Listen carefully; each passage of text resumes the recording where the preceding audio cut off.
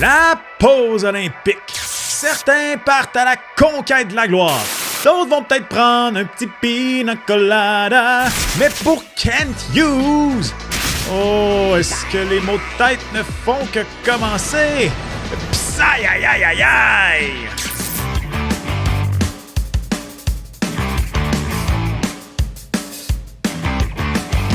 What's up tout le monde? C'est ton boy Max. Ça y est, on y est à la pause olympique et la grosse transaction qui a eu lieu est celle d'Artemi Panarin qui a été envoyé des Rangers de New York aux Kings de Los Angeles.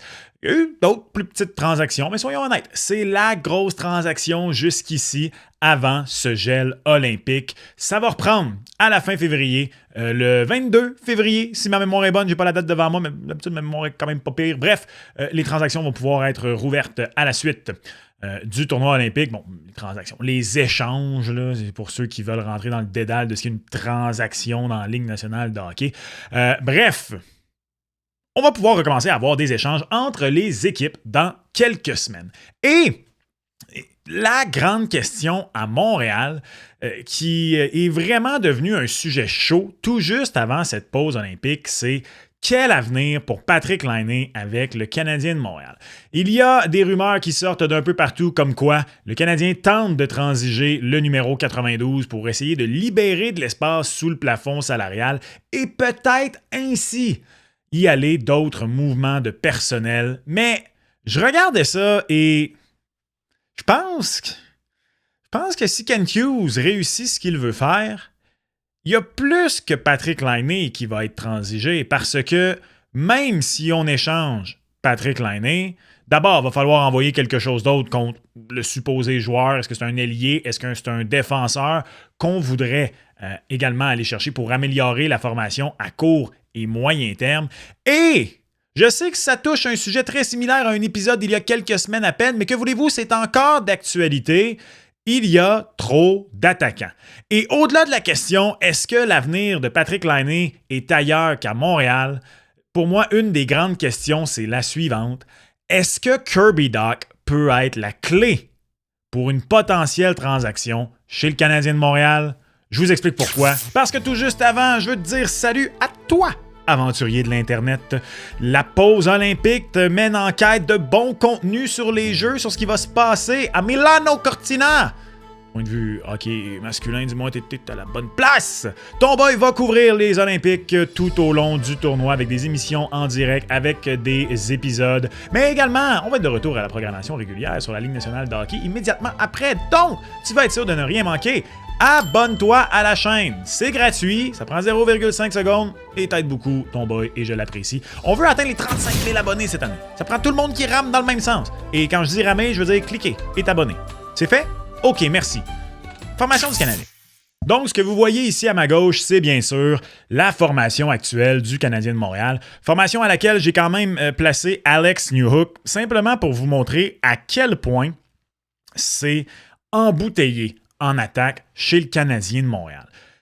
Peu importe comment va avoir lieu le reste de la saison, blessure, pas blessure, le Canadien est passé d'une équipe au début de l'année qui avait absolument aucune profondeur en attaque, ou du moins pas assez de profondeur en attaque à la suite de toutes les blessures, à une équipe dont c'est peut-être le plus grand luxe. Parce que déjà, en ce moment, avec la blessure à Alexandre Texier, t'as Joseph Veleno qui a réinséré la formation. Et Joseph Veleno rend des précieux services aux Canadiens de Montréal. Mais disons qu'Alexandre Texier est prêt à revenir au jeu au retour de la pause olympique et que ça donne ceci.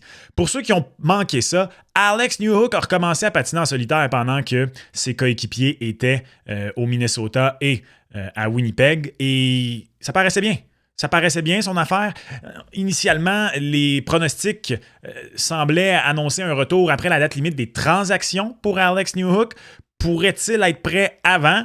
Ton boy est ni médecin, ni physiothérapeute. On va quand même attendre. Ça reste que un retour d'Alex Newhook amènerait un diantre de beaux problèmes pour Martin Saint-Louis, à moins qu'il y ait, bien sûr, une autre blessure. Mais sans blessure, le problème serait plus grand que jamais. Pourquoi? Parce que Brandon Gallagher, Philippe Danault, Josh Anderson, je sais que plusieurs d'entre vous voulaient voir Brandon Gallagher être celui qui soit laissé de côté si jamais il y avait un retour en santé de la formation. Oubliez ça, c'est un trio très important présentement, celui des vétérans pour le Canadien de Montréal. On a finalement réussi, début février, à retrouver le trio des vétérans. C'est un trio qui apporte de l'énergie, c'est un trio qui en plus s'est mis à apporter de l'attaque de façon secondaire. C'est un trio qui rentre dans la rencontre et a donné du momentum à certains moments très importants à l'équipe. Et c'est surtout une unité qui va être extrêmement importante en fin de saison dans une course aux séries et probablement éventuellement en séries éliminatoires. Alexandre Texier, pour moi, ne fait absolument rien pour mériter d'être laissé de côté. Reste donc Zach Bolduc et Kirby Dach. Zach Bolduc ne peut plus maintenant être envoyé à Laval sans être soumis au ballottage. Alors à tous ceux qui disaient un petit séjour à Laval, ça pourrait y faire du bien, oubliez ça. Et personnellement, j'aime beaucoup ce qu'il apporte aussi sur le quatrième trio, Zach Bolduc. Non, présentement, il n'est pas le joueur qui apporte de l'attaque secondaire qu'on aurait aimé qu'il amène lorsque le Canadien a fait son acquisition. N'en demeure pas moins que j'aime beaucoup son apport au sein de la formation. Et dans un monde idéal, il ne quitte pas l'alignement Zach Bolduc. Avec la formation actuelle, même si tu trouves une façon de transiger Patrik Laine, disons qu'on oublie Patrik Laine et qu'on quitte Montréal et que tu as aucune blessure, plutôt, ben regardez, tu as encore ce beau problème-là. Disons que c'était Zach Bolduc qui quitte, là tu insères Alex Newhook au sein de la formation.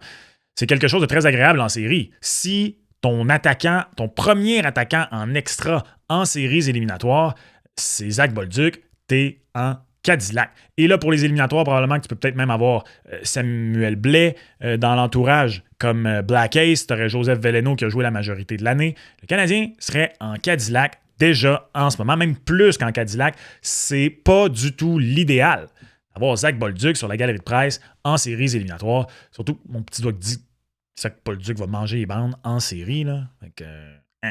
Donc, il faut que Kent Hughes trouve une façon, pas juste de transiger Patrik Laine. Il faut également qu'il trouve une façon d'échanger un autre attaquant. Parce que ce que je disais il y a quelques semaines, où je change peut-être un petit peu mon fusil d'épaule quand je disais que c'était un beau problème, parce que de toute façon, l'équipe en santé, une équipe parfaitement en santé, c'est une utopie. Une utopie? C'est utopique, on va dire ça de même, pour pas faire notre Martin Saint-Louis ici aujourd'hui. C'est utopique. Ça reste qu'en ce moment, même avec un blessé, peut-être même deux blessés, c'est une situation difficile pour le Canadien de Montréal.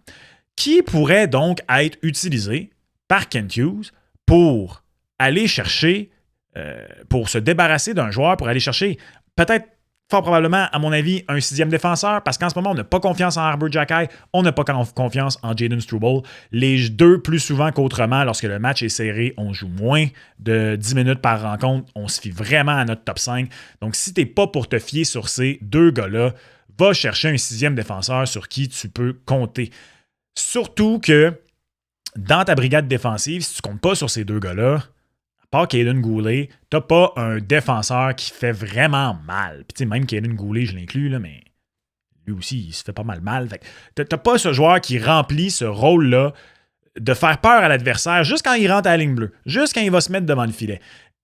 Non, c'est pas autant idéal que quand c'était ton premier défenseur chez Weber. Ça reste que c'est important d'en avoir au moins un au sein de cette formation-là.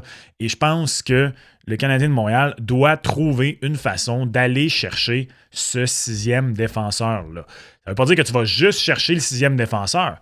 Peut-être, on entend encore toutes les rumeurs là, que le Canadien pourrait être intéressé à Jordan Kyrou, que le Canadien peut être intéressé à Nazem Kadri. Selon mon ami Marco D'Amico, ce serait terminé par contre ce dossier-là. Il y a eu Coleman du côté des Flames également.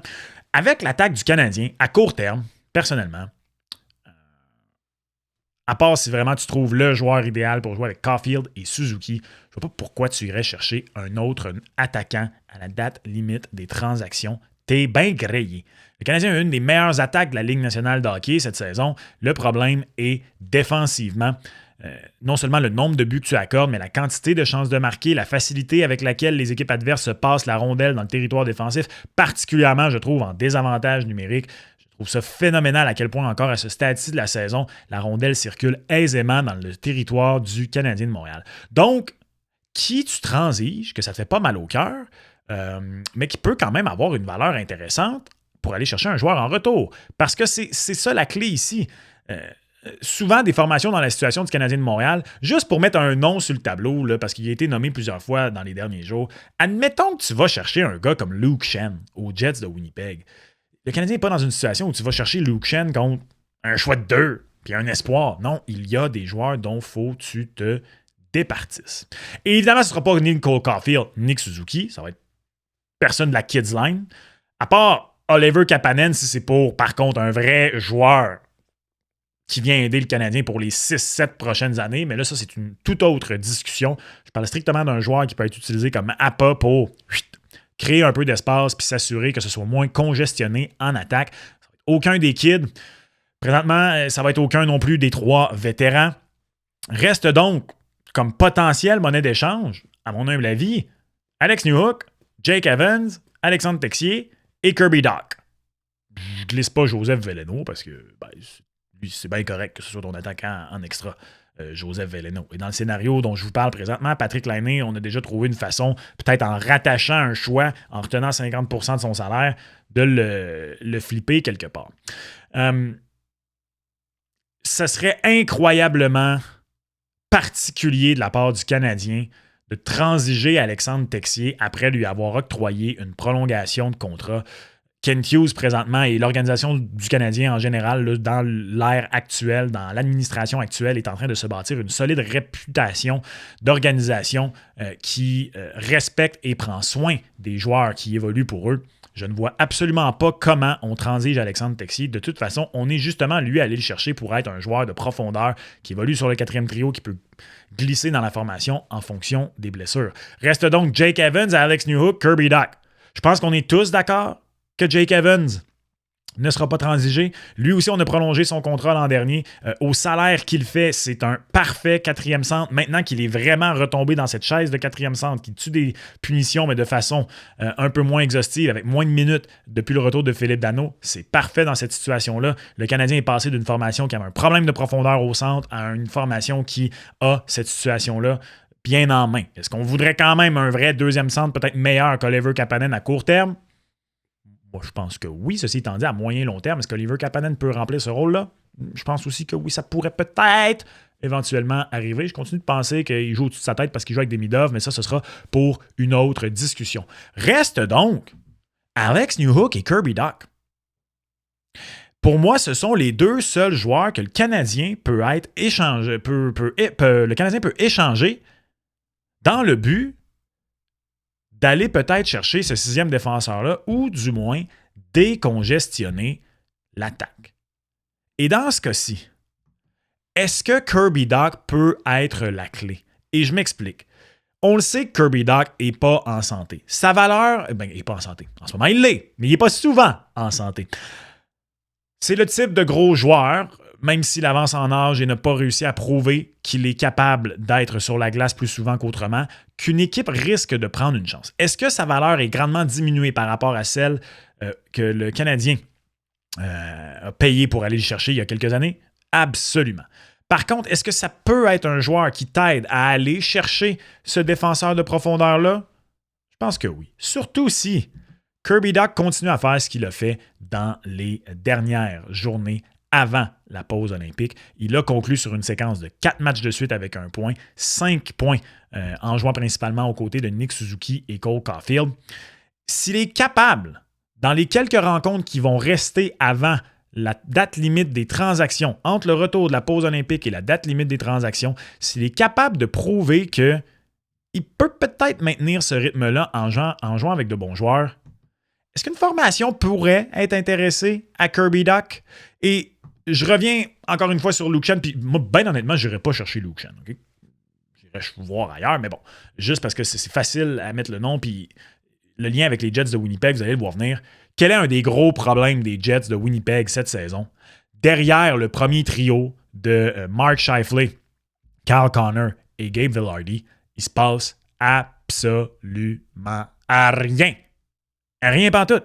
Le gouffre C'est le gouffre de Helm, en fait, entre les 3 premiers attaquants et le reste du côté des Jets de Winnipeg. Il y a Josh Morrissey qui contribue et sinon, niet, zéro, nada. Jonathan Toews, Nino Niederreiter, Lowry, Perfetti, nommez-les tous, les autres joueurs offensifs du côté des Jets de Winnipeg, ça ne produit pas. Est-ce qu'on pourrait être tenté de prendre une chance sur un Kirby Dach, de se dire « Hey, on est tellement mal pris qu'on va lui donner une chance de venir se relancer ici à Winnipeg ». C'est un gars de l'ouest du pays. Il a fait son junior avec les Blades de Saskatoon, Kirby Dach. Il cadre aussi physiquement dans l'ADN des Jets de Winnipeg, une formation qui a toujours prisé les gros attaquants physiques.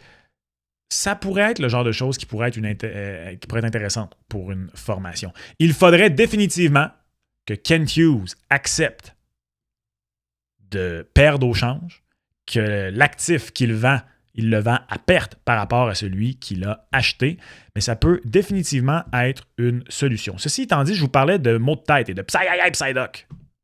Pourquoi je dis ça? C'est parce que c'est un couteau à double tranchant. Parce que à moins que une potentielle transaction Kirby Dach, une potentielle transaction Patrik Laine, ce que ça amène également, c'est quelque chose de plus gros pour aller chercher le fameux ailier qui manque aux côtés de Cole Caulfield et Nick Suzuki. Si tu fais cette transaction-là, parce que Kirby Dach a prouvé qu'il pouvait produire, l'inverse est aussi vrai. Pourquoi tu te départirais d'un gars s'il continue sur une belle séquence à montrer qu'il est un joueur idéal pour jouer avec Caulfield et Suzuki? Est-ce que réellement ce serait ça que le Canadien voudrait faire? Est-ce qu'on prendrait la chance, en route vers les séries éliminatoires, de se départir de ce joueur-là qui fonctionne aux côtés des deux vedettes?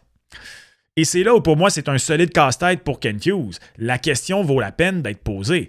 Où j'en suis très personnellement. C'est mon take, c'est pas quelque chose que je pense qui va arriver, c'est pas une information, c'est rien de tout ça. Je pense que dans le cas de Kirby Dach, il faut malheureusement passer à autre chose et s'il démontre de belles choses, en profiter pendant qu'il les démontre pour s'en départir parce que c'est un joueur, malheureusement, qui ne fera pas partie de ton noyau offensif comme tu pensais quand tu as fait son acquisition parce que ton noyau offensif, c'est Suzuki, Caulfield, Slafkovsky, Demidov et après ça, est-ce qu'un jour ça va être Michael Age? Est-ce que ça va être Zarovski? Est-ce que Kapanen se greffe à ça? C'est pas grave. Ton noyau dur, il est fait. Ton noyau externe, tu as des joueurs comme Newhook, Bolduc, idéalement Michael Age qui vont pouvoir le constituer et tu as de bons joueurs de profondeur. Mais si Kent Hughes prend la décision contraire, est-ce que dans ce cas-là, c'est Alex Newhook qu'on file, qui lui montrait des belles choses avant sa blessure? Personnellement, je mettrais mes billes sur Alex Newhook puis je transigerais Kirby Dach. Mais est-ce que c'est ce qu'on va oser faire du côté du Canadien de Montréal? Parce que dans le cas d'Alex Newhook, il performait avant sa blessure. Ça fait déjà 2 saisons que Alex Newhook démontre que lorsqu'il est en santé, lorsqu'il est à la bonne place, ça peut fonctionner. Et je disais que si tu transiges Kirby Dach, tu as peut-être ton problème de ne plus avoir ton joueur sur le premier trio. Non. Et c'est pas ce que je ferais personnellement, encore une fois, mais si on retire Kirby Dach de l'équation, on le savait qu'Alex Newhook, ça fonctionnait sur le deuxième trio en début de saison. Et personnellement, je ne déferais pas la paire Slafkovsky-Demidov. Mais qui sait? Ça, c'est Zach Bolduc, c'est vraiment pas le bon gars. Ça, c'est Alex Newhook. Envoie ici, mon Alex. Et ça, tu prends Zach Bolduc et tu le mets là. Est-ce que tu reformes tes 2 premiers trios de début de saison quand ça allait encore bien une fois Alex Newhook revenu? C'est ça le méchant beau casse-tête que doit résoudre Kent Hughes d'ici la date limite des transactions. Je pense que ça va être extrêmement intéressant pour le Canadien d'ici la date limite. Est-ce qu'on va faire une grosse acquisition, une acquisition d'un joueur offensif comme on pensait peut-être plus tôt cette saison? Je crois que non. Je pense toujours que ce type de transaction va venir, mais peut-être plus à l'été. Mais ce qu'il va falloir surveiller, c'est vraiment comment Kent Hughes va composer avec le trop de profondeur qu'il s'est lui-même donné en compensant pour ses blessures, ce qui n'est pas du tout une mauvaise chose. C'est un casse-tête, mais c'est un excellent casse-tête et je vais être la personne la moins surprise du monde si après la date limite des transactions, ni Patrik Laine, ni Kirby Dach ne sont avec le Canadien de Montréal. Mais ça, tu sais comment je vois la situation se dérouler d'ici la date limite des transactions. Comment toi vois-tu ça? Laisse-moi le savoir en commentaire. Tu veux mon analyse? Faites à chaud, là, quelques minutes après la transaction Artemi Panarin qui l'envoie aux Kings de Los Angeles, c'est juste ici. Et on se reparle dans du prochain épisode. Ciao!